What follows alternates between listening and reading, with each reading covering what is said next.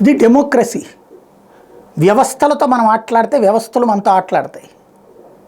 ఇవాళ లోకేష్ గారు red dairy అంటూ, ఇదిగో దీంట్లో మీ అధికారులందరి సంగతి తేలుస్తాం, మాకు వ్యతిరేకంగా ఉన్న వాళ్ళందరిది రాస్తున్నాం, మేము అధికారంలోకి వచ్చాక మీ అంతు తేలుస్తాం, ఇదంతా మాట్లాడుతూ వచ్చారు. అది ఆయన రాజకీయ కోణమే.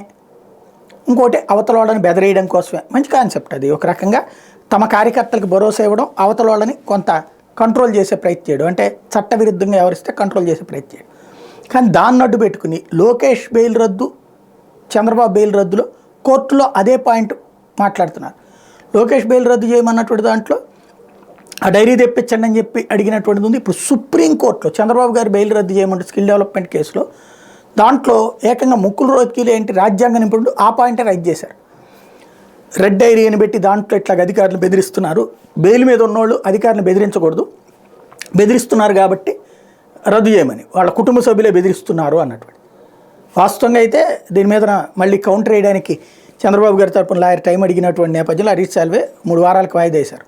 కానీ ఈ రెడ్ డైరీ అనేటువంటిది సుప్రీంకోర్టు దాకా చేరింది.